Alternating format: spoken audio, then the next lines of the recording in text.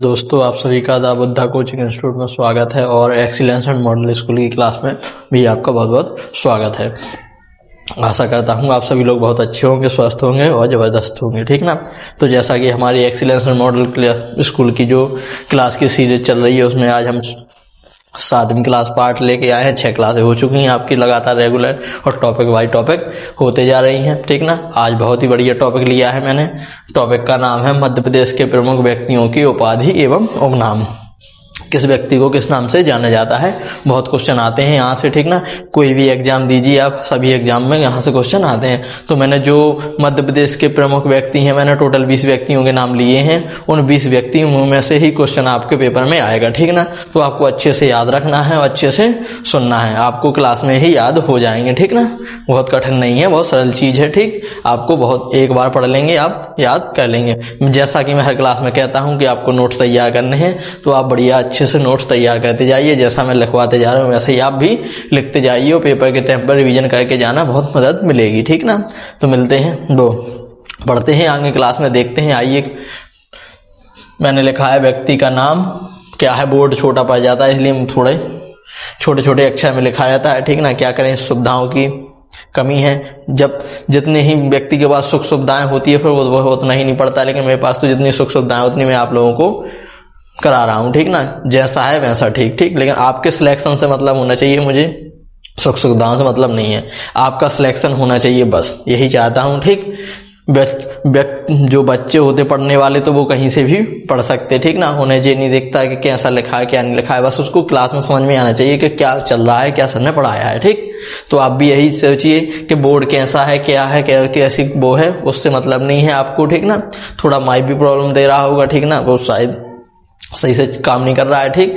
कोई बात नहीं, आप तो पढ़ने पर ध्यान दीजिए। थोड़ी मोड़ी डिस्टर्बेंस चलती रहती है। अब क्लास यहाँ तो अपन लाइव क्लास में वो यूट्यूब पर क्लास ले रहे हैं, ठीक ना। वहां तो जब अपन क्लास में बैठते हैं तो बहुत सारे लोग बच्चे भी शोर करते हैं, फिर भी हम पढ़ लेते हैं। यहाँ तो हमें अकेले पढ़ना है, कोई बात नहीं, पढ़ने वालों के लिए सब कुछ जायज है, ठीक। तो आइए देखते हैं। तो व्यक्ति का नाम और उपाधि और उपनाम देखना है हमें। 2 पार्ट में बांटते हैं, 10 इस तरफ है 10 इस तरफ है, ठीक ना। तो हम एक एक करके पढ़ेंगे। तो देखना, पहला नाम लिया है मैंने कुंवर चैन सिंह। क्या लिया है मैंने नाम?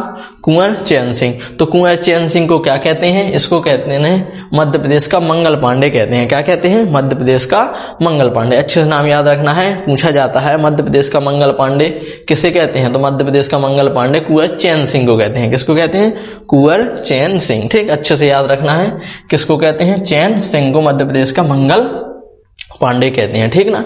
अब इसको याद करने के लिए अच्छे से कोई लॉजिक वगैरह ट्रैक वगैरह याद रख लीजिए, ठीक। तो चैन सिंह क्या है? चैन सिंह, कुंवर चैन सिंह। अब कुंवर चैन सिंह से आप उन्हीं के नाम से याद रख लीजिए कि जो कुंवर साहब है उनको बिल्कुल भी क्या नहीं है? चैन नहीं है। चैन से नाम याद रखना है, उनको क्या भी नहीं है? बिल्कुल भी चैन नहीं है। क्यों नहीं है चैन? क्योंकि उनको मंगल पांडे बनना है। क्या बनना है? मंगल पांडे।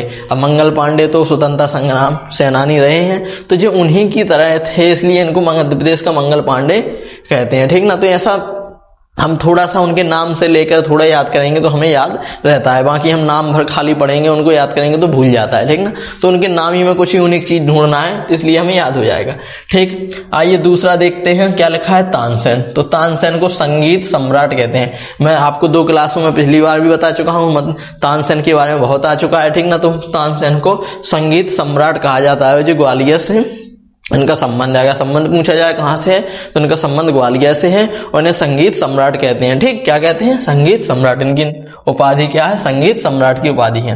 आइए, कालिदास। कालिदास कौन है? तो कालिदास को भारत का शेक्सपियर कहते हैं। क्या कहते हैं? भारत का शेक्सपियर। किसको कहते हैं? कालिदास को, ठीक ना। क्यों कहते हैं? देखिए, कालिदास एक ऐसे व्यक्ति थे जो देखने में सबको क्या लगते थे कि पागल टाइप के, ठीक ना। क्योंकि इनकी एक घटना है कि जिस डाली पर जो बैठे रहते हैं उसी डाली को काटने लगते हैं, तो सभी को पागल समझते। लेकिन जे हमारे जो कवि हैं उनमें सबसे बड़े कवि हुए हैं, इसलिए इन्हें भारत का शेक्सपियर कहा गया है, ठीक ना। महान कवियों में नाम आता है इनका, ठीक।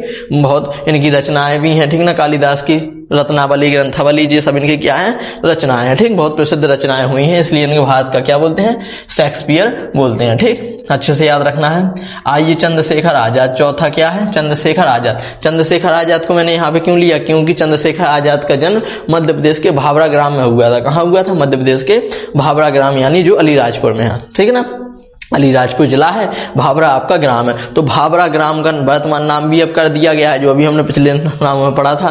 तो भाभरा ग्राम का वर्तमान नाम है चंद्रशेखर आजाद नगर के नाम से जाना जाता है। क्या नाम से जाना जाता है, चंद्रशेखर आजाद नगर के नाम से। अच्छे से ध्यान रखना, आपको एक एक बात पकड़ना, आप क्या बता रहा हूं मैं, ठीक ना, क्योंकि क्वेश्चन हमेशा क्लास में जो चीजें ज्यादा बोर्ड पे लिखी रहती वहां से तो पूछता ही, लेकिन जो बता दी जाती है उससे रिलेटेड वहां से ज्यादा क्वेश्चन बन जाते हैं। ठीक ना, तो इसको ध्यान से आपको पढ़ना है, समझना है। तो इनको क्या बोलते हैं, शहीद बोलते हैं। इनको किसकी उपाधि दी गई थी, शहीद की उपाधि दी गई थी। ठीक ना, चंद्रशेखर आजाद को किसकी उपाधि दी गई थी, शहीद की। तो इन्हें शहीद के नाम से जाना जाता है। ठीक, आइए पांचवा नाम है आपका रानी लक्ष्मीबाई। तो सबको पता होगा रानी लक्ष्मीबाई को झांसी की रानी कहते हैं। ठीक ना, कहानी वो भी अपनी बुंदेलखंड की जो कहानी भी लिखी हुई है, ठीक ना, तो उसमें भी लिखा है आपको कि खूब बड़ी मर्दानी वह तो झांसी वाली रानी थी, हर बोलो बंदेलो के मुंह से हमने सुनी कहानी थी, वह खूब बड़ी मर्दानी वह तो झांसी वाली रानी थी। तो हमने पढ़ा है, बचपन से पढ़ते आ रहे हैं।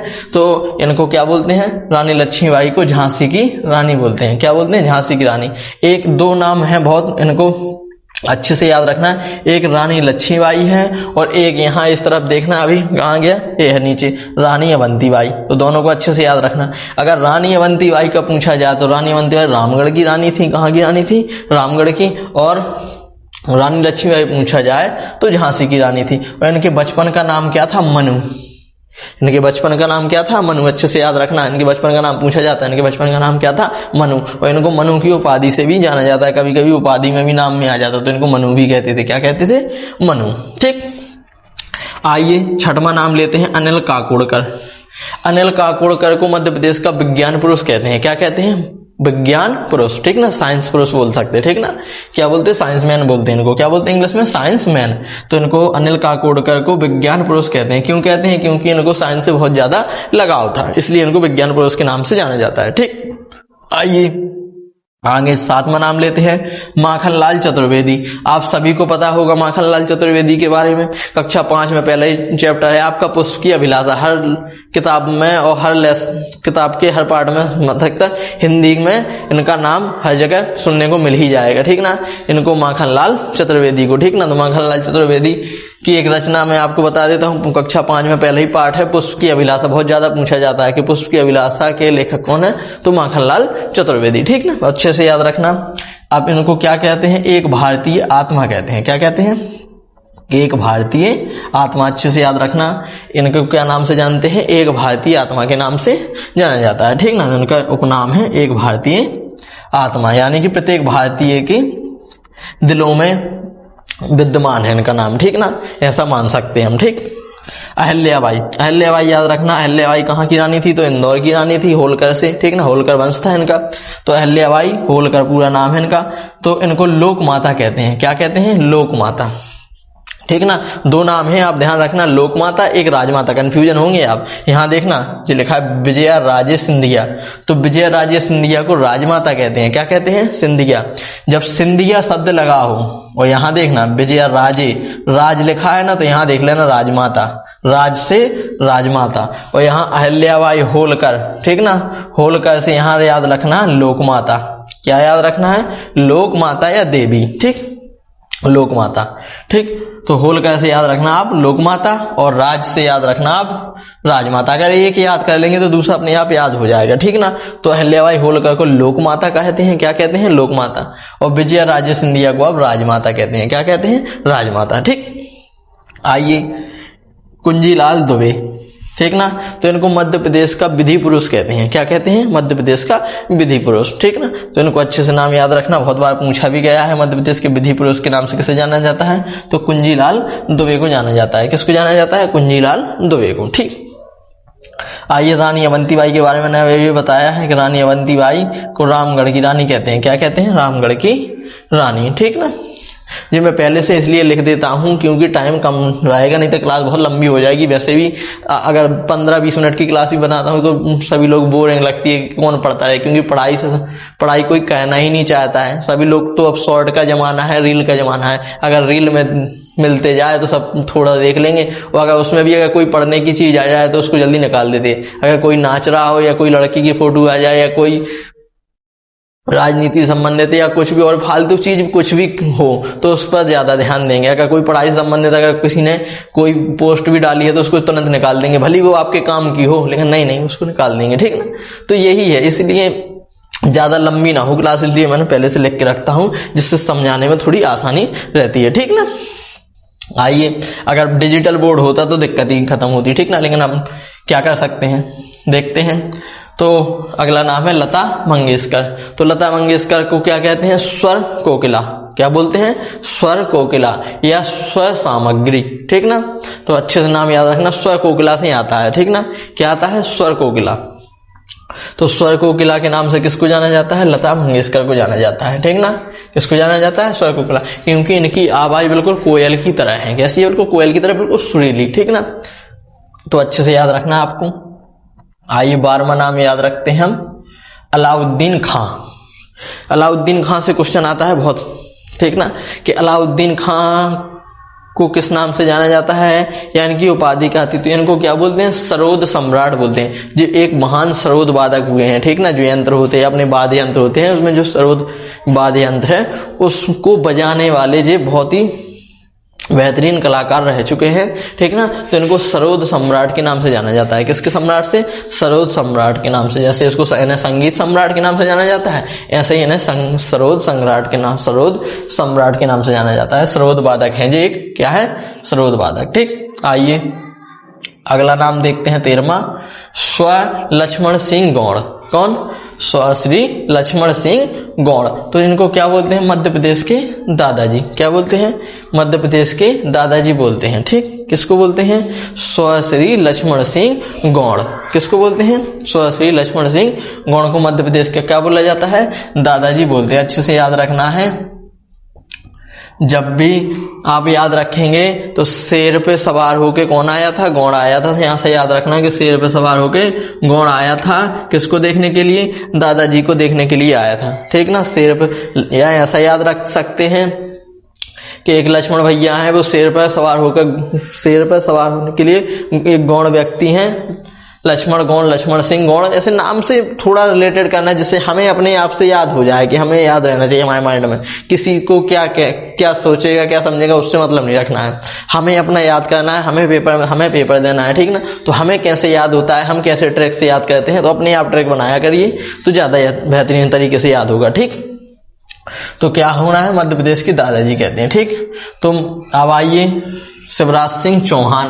तो इन्हें मध्य प्रदेश के मामा जी कहते हैं। सभी लोग जानते हैं कि अभी जो वर्तमान में हमारे मध्य प्रदेश के सीएम हैं डॉक्टर मोहन यादव, इससे पहले जो मध्य प्रदेश के सीएम रहे हैं वो शिवराज सिंह चौहान रहे हैं। तो वो हमेशा अपने भाषण में भांजे एवं भांजिया को प्रोत्साहित करते रहते थे, बोलते रहते थे, ठीक ना। तो सभी लोग इनको क्या बोलते थे, मामा जी कहते थे, जितने भी बच्चे लोग रहते थे, इसलिए इनको इनका नाम निकल गया है मध्य प्रदेश के मामा जी के नाम से। मामा जी की उपाधि दी गई, किसके नाम से दी गई, मामा जी से। अगर मामा जी आएगा तो समझ जाना तुरंत शिवराज सिंह चौहान पर टिक लगाना है, किस पे, शिवराज सिंह चौहान, ठीक ना। तो जी अभी मध्य प्रदेश में तो इनका पदभार खत्म हो गया है, अब जो केंद्रीय मंत्री बन चुके हैं, ठीक ना। इनके पास केंद्रीय मंत्रालय है, वो भी कृषि मंत्रालय है, ठीक ना। तो जो भी वर्तमान में कृषि मंत्री हैं, ठीक। कौन से मंत्री हैं, कृषि मंत्री, ठीक।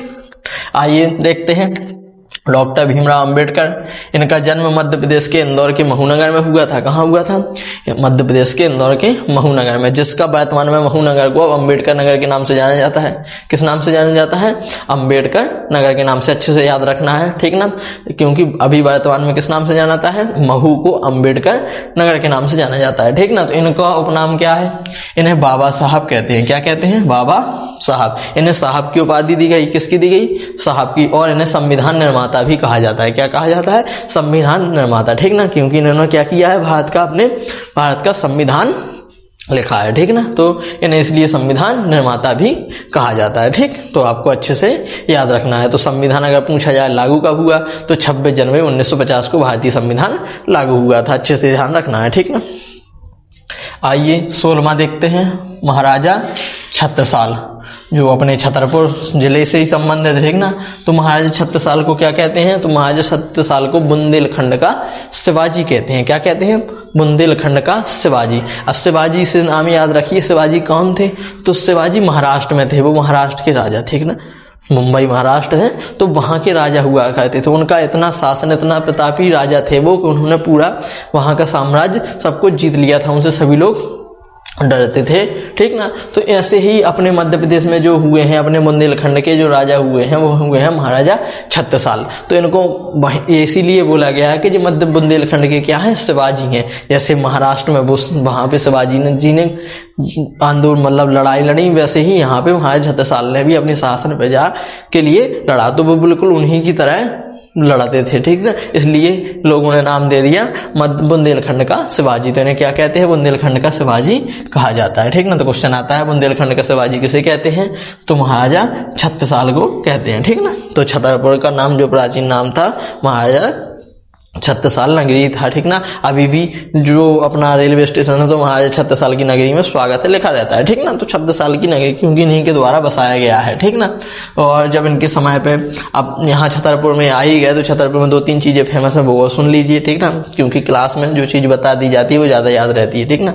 टॉपिक तो चल ही रहा है, तो छतरपुर में घुसे ही हैं, तो छतरपुर से हम थोड़ी 2-3 चीजें जान लेते हैं। तो छतरपुर में पहला याद रखना है आपको खजुराहो मंदिर, ठीक ना। तो पूछा जाता है मतंगेश्वर मंदिर कहाँ पर है, मतंगेश्वर मंदिर खजुराहो, ठीक ना, छतरपुर जिले के खजुराहो में, ठीक ना। दूसरा चीज आपको क्या याद रखना है, छतरपुर ही जिले से याद रखना है आपको धोवेला संग्रहालय।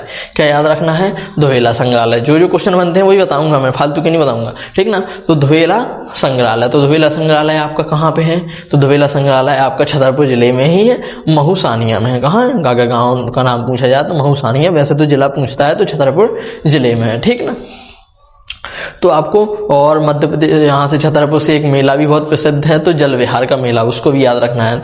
तो छतरपुर जिले में कौन सा मेला लगता है, जल विहार का मेला लगता है। कब लगता है, कार्तिक मास में लगता है, दीपावली के अवसर पर लगता है, ठीक ना, यानी दीपावली के त्योहार पे लगता है, ठीक। तो इतनी चीजें और यहाँ से याद रखनी है हमें, एक एक चीज से 2-2 4-4 चीजें याद रखनी है, ठीक है ना। खाली एक एक चीज नहीं याद रखनी है, एक एक नाम से 2-2 4-4 चीजें वहां से कंटेंट कलेक्ट करनी है। जैसे हमने बाबा साहब के बारे में पढ़ा था तो अभी वहां उनका जन्म भी पढ़ लिया, कहाँ हुआ था, ठीक ना। अगर डेट पूछ ले तो 14 अप्रैल 1891 हुआ था, डेट और बता दी मैंने, ठीक ना। तो ऐसे आप अभी तो टॉपिक चल रहे हैं साथ में, अभी तो सिर्फ मैं मध्य प्रदेश के बारे में पढ़ा रहा हूँ, फिर आपको जब जीके लूंगा तो उसमें सब चीजें कवर कराऊंगा, एक एक महापुरुषों के बारे में भी पढ़ाऊंगा, ठीक ना।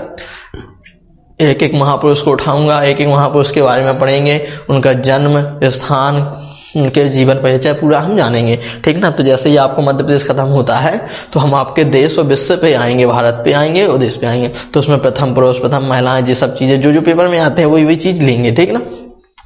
तो मोस्ट चीजें ही आप पढ़ना है, ठीक ना। आइए 17वां देखते हैं, विजया राजे सिंधिया। अभी मैंने बताया था कि राज आ जाए तो राजमाता के नाम से जानते हैं, ठीक ना। विजया राजे सिंधिया को किस नाम से जानते हैं, राजमाता के नाम से, ठीक। आइए सुमित्रा महाजन, एक सुमित्रा नंदन पंत है, ठीक ना। तो उनको पंत की उपाधि दी गई थी, ठीक ना, वो कवि हैं वो, ठीक। और एक सुमित्रा महाजन जो मध्य प्रदेश से हैं, तो इनको कहते हैं ताई, ठीक ना। क्या कहते हैं, ताई। तो इनको ताई नाम से जानते हैं, किससे जानते हैं, ताई। पूछा जाता है कि ताई नाम से किसे जाना जाता है, या ताई नाम किसकी उपाधि है, तो सुमित्रा महाजन की, ठीक ना। किसके, सुमित्रा महाजन की। जे वेरी मोस्ट हो जाता है अमृतलाल बेगड़, इनको नर्मदा पुत्र कहते हैं। क्या कहते हैं, नर्मदा का पुत्र, ठीक ना। तो नर्मदा पुत्र से क्वेश्चन आएगा तो आपको क्या बताएंगे, अमृतलाल बेगड़। कौन बनाएंगे, अमृतलाल बेगड़, ठीक। आइए लास्ट देखते हैं पाणिनि। कौन, पाणिनि। तो पाणिनि में आप पाणिनि को क्या कहते हैं, व्याकरणाचार्य कहते हैं। क्या कहते हैं, व्याकरणाचार्य के नाम से जाना जाता है पाणिनि को। अब ये तो हमने आपको पूरे कितने बता दिए, 10 पूरे 20 पढ़ा दिए, ठीक ना। अब मैं आपको इनमें मोस्ट लगा देता हूँ कि ज्यादातर पेपर में कौन से आते हैं, ठीक ना। तो उन पे आप टिक लगा लीजिए और उनको अच्छे से नोट कर लेना, ठीक ना।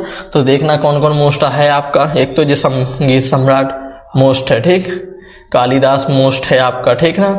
और रानी लक्ष्मीबाई तो मोस्ट है ही आपका, ठीक। माखनलाल चतुर्वेदी भी बहुत पूछा जाता है, ठीक। और अहिल्याबाई होलकर भी पूछा जाता है, ठीक। आइए यहाँ पे लता मंगेशकर के बारे में बहुत ज़्यादा पूछते हैं, ठीक।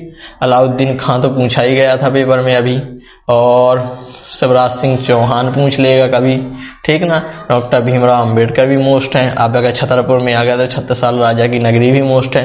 तो इस प्रकार से हमें कितने 1 2 3 4 5 6 7 8 9 10, ठीक ना। तो 20 में से हमने 10 और छांट लिए, ठीक ना, जिन पे ज़्यादा और ध्यान देना है। बाकी हैं तो सभी मोस्ट मैंने लिए, मोस्ट ही मोस्ट है, ठीक ना। 20 लिए हैं, बहुत ज़्यादा नहीं लिए, 20 ही लिए हैं। लेकिन जो मैंने टिक मार दी है जो ज़्यादातर पेपर में पूछे गए हैं, ठीक ना, मेरे कहने का मतलब, ठीक ना, आना इन्हीं में से है, ठीक। तो आप क्लास को अटेंड करते रहिए, अपने दोस्तों यारों को शेयर करते रहिए, ठीक ना, और सब्सक्राइबर बढ़वाते रहिए जिससे बच्चे और पढ़ें। और क्या है ना कि 8 क्लास वालों के लिए है ये एग्जाम। वैसे तो अगर पढ़ना चाहे तो सभी कोई पढ़ सकता है। जैसे मध्य प्रदेश पुलिस के अभी कांस्टेबल के पेपर चल रहे हैं तो उनमें भी एमपीजी की आती है भरपूर भर के, ठीक ना। तो उसके लिए भी बहुत ही इंपॉर्टेंट मोस्ट है, ठीक ना। तो वे भी पढ़ सकते हैं, ठीक ना। तो पढ़ने के लिए तो कोई भी पढ़ सकता है जिसकी पढ़ने की इच्छा हो। अगर जिसकी नहीं है तो कुछ कर नहीं सकते बाकी, ठीक ना। बाकी जो घर में बड़े हैं उनके छोटे भाई बहन उनको जरूर बताएं, ठीक ना, क्योंकि स्कूलों में तो ये सब चीजें नहीं होती हैं। और जो एक्सीलेंस है, मॉडल स्कूल, सुपर 100 का टेस्ट होता है आपका, नवोदय का होता है, एक्सीलेंस होता है, मॉडल स्कूल, ठीक ना, और आपका ज्ञानोदय का होता है, एक PSY का होता है। ऐसे प्रकार के बहुत सारे एग्जाम होते हैं जिनकी जानकारी सभी को नहीं रहती है, ठीक ना। तो इनके बारे में भी मैं इन्फॉर्मेशन आपको क्लास ही में दूंगा, ठीक ना, अलग अलग क्लास। जैसे ही आपको इन्फॉर्मेशन अभी 5वीं क्लास वालों के लिए अभी ज्ञानोदय का फॉर्म भरने वाला है तो उसकी भी अभी बताऊंगा जैसे ही भरने वाला होगा, ठीक ना। एक्सीलेंस का मैंने बता ही दिया कि जनवरी फरवरी के बीच में फॉर्म भरेगा तो उसका भी अपडेट आपको दे दिया जाएगा, ठीक ना। तो ऐसी प्रकार से जानकारी के लिए और क्लास में अटेंड करते रहिए और जुड़े रहिए, ठीक ना, अपने channel the Buddha coaching institute by Pradeep sir से। मिलते हैं अगली क्लास में अगले टॉपिक के साथ। जब तक खुश रहिए। धन्यवाद सभी को क्लास में मेरे साथ बने रहने के लिए, ठीक ना। तो मिलते